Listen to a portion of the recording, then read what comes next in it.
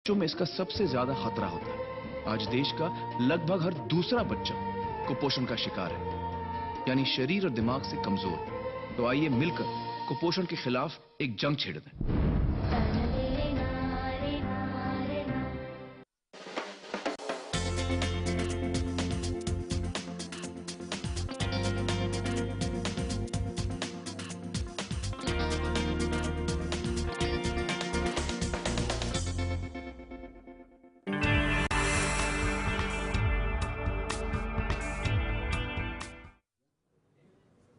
नमस्कार, आदाब। मैं हूं सलमान और आप देख रहे हैं मुद्दे की बात। मुद्दे की बात में आज हम चर्चा करेंगे एक ऐसे विषय पर जो देश से की राजनीति से जुड़ा हुआ है। न सिर्फ देश की बल्कि उससे कई समाज भी जुड़े हुए हैं। देश के गृह मंत्री का कुछ बयान आया है। सुशील कुमार शिंदे के बयान को लेकर चारों तरफ एक तरह की राजनीतिक सरगर्मियां भी तेज हो गई हैं और वरिष्ठ नेताओं में और सड़क और जमीन पर काम करने वाले नेताओं के बीच भी इस बात पर बहस छिड़ गई है कि सुशील कुमार शिंदे जी का ये बयान उचित समय पर आया है और अगर बयान आया है तो उसके पीछे कारण क्या है। इस विषय पर हमारे साथ कुछ अतिथि होंगे। फिलहाल हमारे साथ मौजूद हैं वरिष्ठ पत्रकार अरविंद कुलकर्णी जी। अरविंद कुलकर्णी जी, आपका बहुत बहुत स्वागत है। धन्यवाद। अरविंद कुलकर्णी जी जाने माने पत्रकार हैं और राजनीतिज्ञों की नब्ज को पकड़ना जानते हैं। हम उनसे बात करेंगे, लेकिन सबसे पहले हम चर्चा उस बात की कर लें, सुशील कुमार शिंदे जी देश के गृह मंत्री, इनका क्या बयान था और उस बयान के बाद हम चर्चा को आगे बढ़ाएंगे। वो बयान जिसने देश की राजनीति को गरमा दिया है।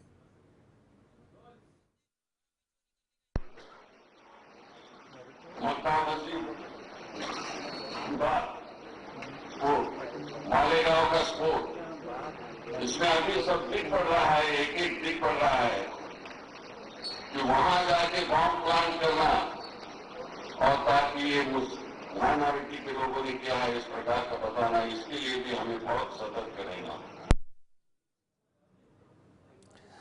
ये बयान की बहुत ही संक्षिप्त झलकी थी जिसमें उन्होंने मालेगांव और जैसे कुछ फसादात का और ब्लास्ट का जिक्र किया। इसके साथ ही मीडिया की खबरों के अनुसार और जिस पर वावेला मचा हुआ है वो बयान था सुशील कुमार शिंदे का कि उन्होंने आरएसएस को, राष्ट्रीय स्वयंसेवक संघ को, एक तरह से उनके जो भी कैंप लगते हैं वहाँ पर आतंकवाद को प्रश्रय देने का और शिक्षण देने का आरोप लगाया।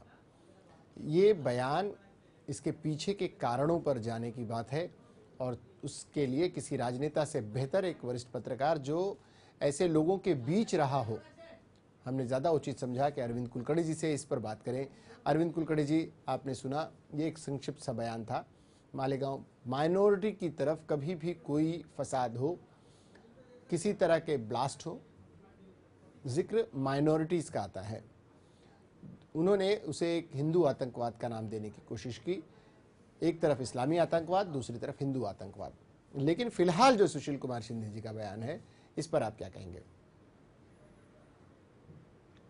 देखिए, मैं मंत्रालय रिपोर्टर रहा हूं और 40 साल सुशील कुमार शिंदे जी को अच्छी तरह से पहचानता हूं।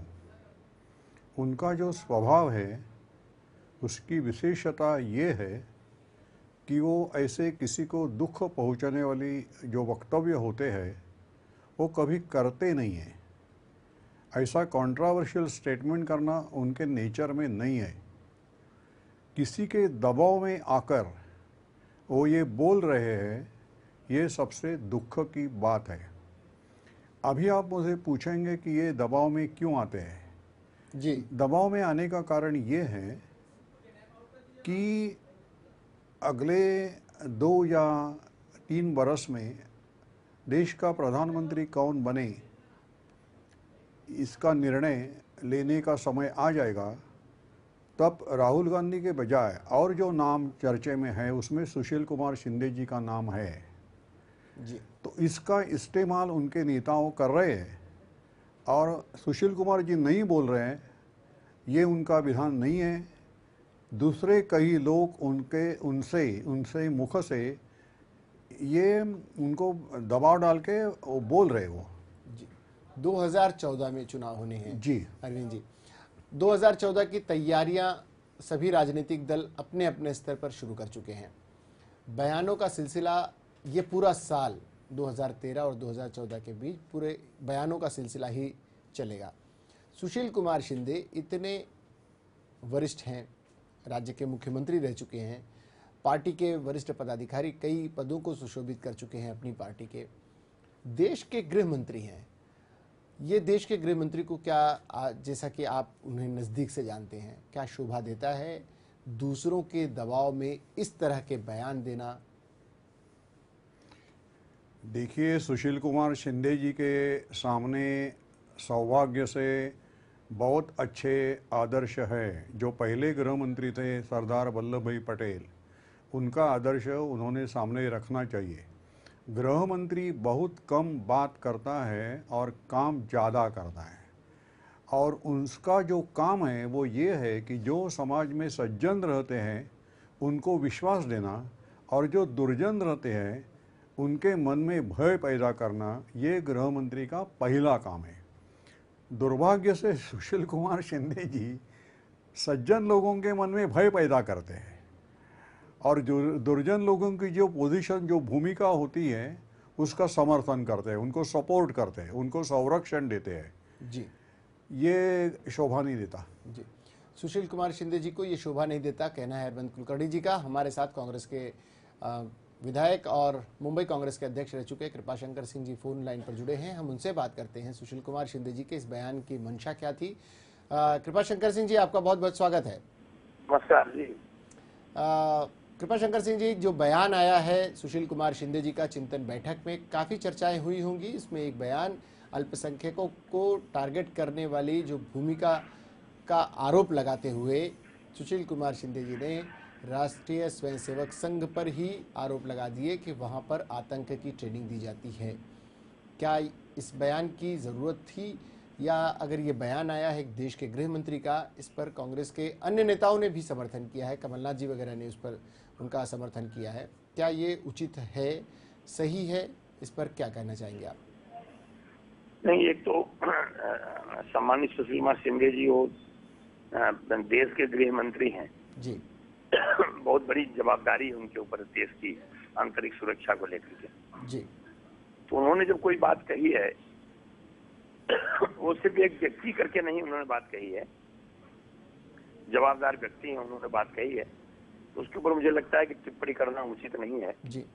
उल्टा एक चिंता का विषय है जी कि अगर ऐसी गतिविधियां इस देश में जो देश के नुकसान के लिए एक अच्छे सेकुलरिज्म को, एक कंट्री को दूसरी दिशा में ले जाने वाले कुछ लोग प्रयास करते हैं, प्रयोग करते हैं, तो ठीक बात नहीं है। इसलिए सुशील कुमार शिंदे साहब खुद ही इसके ऊपर और प्रतिक्रिया दे सकते हैं जी। लेकिन देश के गृह मंत्री की तरफ से अगर इस तरह का बयान आता है तो ये चिंता का विषय जरूर है। अगर उनके किसी रिपोर्ट के आधार पर उन्होंने कहा है तो वो भी उन्हें सार्वजनिक करनी चाहिए। इसलिए मैंने कहा कि वो देश के गृह मंत्री हैं जी, और देश के गृह मंत्री के ऊपर आंतरिक सुरक्षा की पूरी जवाबदारी बनती है जी। और जब वो इस ढंग की बात करते हैं तो वो चिंता का विषय है कि मतलब इस देश में इस ढंग के लोग या इस ढंग के कोई लोग हों जी, अगर इसमें लिप्त होते हैं तो मुझे लगता है कि बड़ी गंभीरता से इस पर विचार होना चाहिए। जी। कृपाशंकर सिंह जी, आपका हमसे बातचीत करने के लिए बहुत बहुत शुक्रिया। ये थे कृपाशंकर सिंह जी, सुशील कुमार शिंदे जी के बयानों से कुछ हद तक सहमति जताते हुए जिम्मेदारी का भार सुशील कुमार शिंदे जी पर ही छोड़ते हुए, और इसी विषय पर हम चर्चा जारी रखेंगे। हमारे साथ अरविंद कुलकर्णी जी हैं और कुछ अन्य अतिथि भी हमारे साथ होंगे। एक ब्रेक के बाद हम लौटते हैं, कहीं जाइएगा नहीं, मुद्दे की बात अभी जारी है।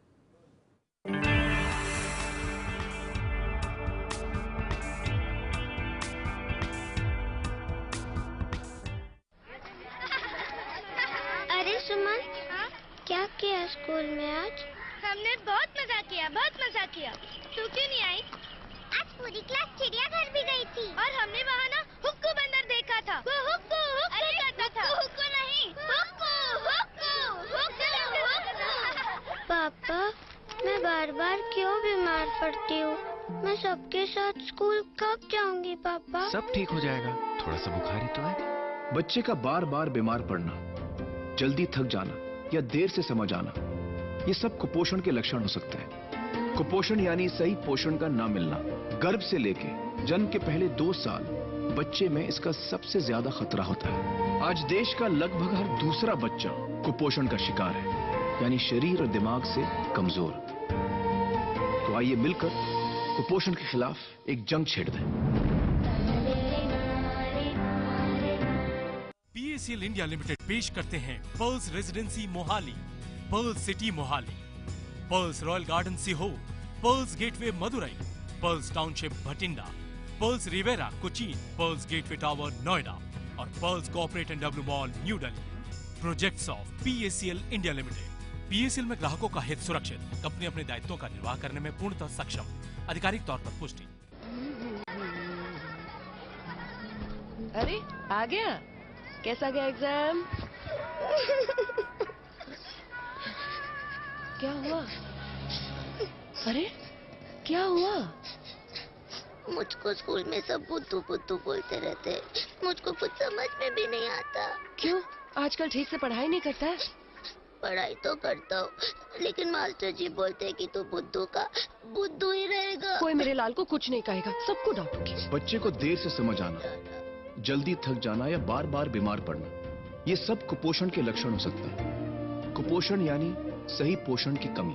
गर्भ से लेके जन्म के पहले 2 साल बच्चों में इसका सबसे ज्यादा खतरा होता है। आज देश का लगभग हर दूसरा बच्चा कुपोषण का शिकार है, यानी शरीर और दिमाग से कमजोर। तो आइए मिलकर कुपोषण के खिलाफ एक जंग छेड़ दें।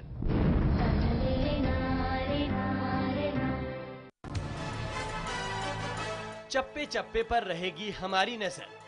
हर सच को बेबाकी से आप तक पहुंचाने का काम करेगा नया खबरिया चैनल। जल्द आ रहा है राइट न्यूज, सही खबर सही नजरिया।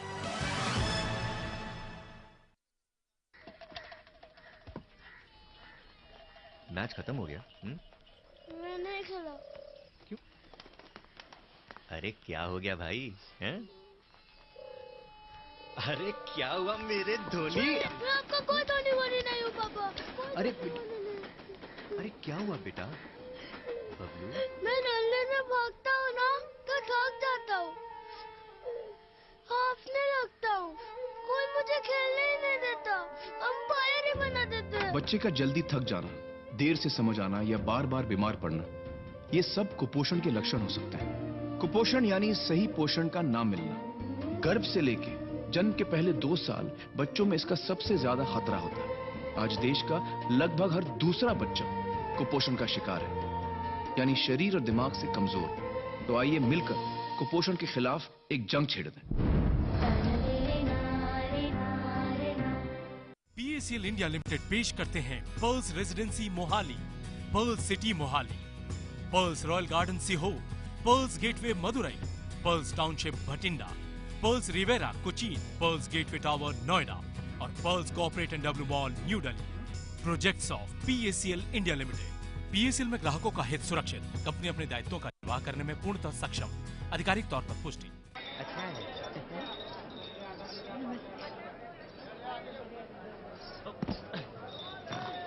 चलो भैया। क्या कह रही थी हमारी गुड़िया रानी की मास्टरनी जी? बता भी दो ना। ठीक से बैठ। क्या कहेगी? हाँ, ये तुम्हारी राज दुलारी है ना, पढ़ने लिखने में मन तो लगता नहीं इसका, सब तुम्हारे लाड प्यार का नतीजा है। पता नहीं ध्यान कहाँ रहता है इसका, कमबख्त कहीं की। बच्चे का पढ़ाई में ध्यान न लगना, देर से समझ आना, बार बार बीमार पड़ना, ये सब कुपोषण के लक्षण हो सकते हैं। कुपोषण यानी सही पोषण का ना मिलना। गर्भ से लेके जन्म के पहले 2 साल बच्चों में इसका सबसे ज्यादा खतरा होता है। आज देश का लगभग हर दूसरा बच्चा कुपोषण का शिकार है, यानी शरीर और दिमाग से कमजोर। तो आइए मिलकर कुपोषण के खिलाफ एक जंग छेड़ दें।